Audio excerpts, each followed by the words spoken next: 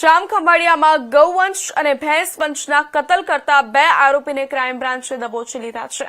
ફારૂક યુસુફ બાબી અને ઇન્દ્રેશ સલીમ બાબી નામના બંને આરોપીને પોલીસે ઝડપી લીધા।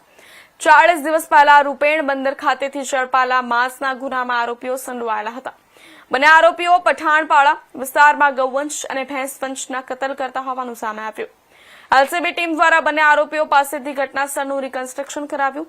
ક્રાઇમ બ્રાન્ચે પોલીસે ઘટનાસ્થળ પરથી ગુનામાં વપરાયેલ હથિયાર હસ્તગત કરી આગળની કાર્યવાહી હાથ ધરી છે। સ્ટેશન વિસ્તારમાં ધ ગુજરાત પ્રાણી સંરક્ષણ અધિનિયમની કલમ 8(2), 8(4), કલમ 10 તથા BNS 325 મુજબ એક ગુનો દાખલ કરવામાં આવ્યો હતો। જે ગુનાની ઊંડાણપૂર્વક તપાસ કરવા માટે એલસીબી પીએસઆઈ દેવ મુરારી નાઓને તપાસ સોંપવામાં આવેલ હતી। આ ગુનામાં મુખ્યત્વે 3 આરોપીઓની ધરપકડ કરવામાં આવી હતી।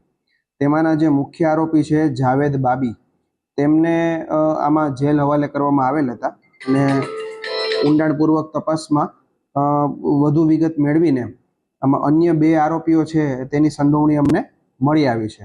જેના અન્વયે આ બંને આરોપીઓની પણ ધરપકડ કરવામાં આવી છે।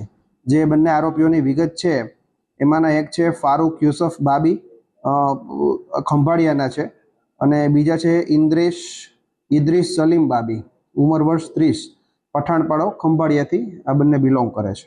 આ જે મુખ્ય 3 આરોપી હતા તેમની સાથે આ બંને આરોપીઓની પણ સંડોવણી અમને મળી આવી છે।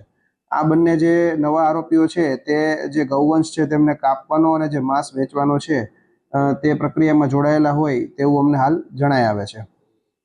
આને ધ્યાનમાં રાખીને ગઈકાલ તારીખ 17/3/2026ના રોજ આ જે બંને આરોપીઓ છે તેમને ખંભાળિયામાં જ્યાં આગળ આ ગૌવંશનું જે કતલ થયું હોય એ જગ્યામાં પોલીસ દ્વારા લઈ જઈ તેનું પંચનામું કરવામાં આવ્યું છે તથા ત્યાં ગૌવંશને મારવા માટે જે હથિયારો ઉપયોગમાં લેવામાં આવ્યા હતા, કોયતા, છરા, છરી તથા લાકડાનો ગોળાકાર ખોળ, આ બધી વસ્તુઓનું FSLની હાજરીમાં પંચનામું કરવામાં આવ્યું છે અને બંને આરોપીઓનું આમાં રિકન્સ્ટ્રક્શન પણ પોલીસ।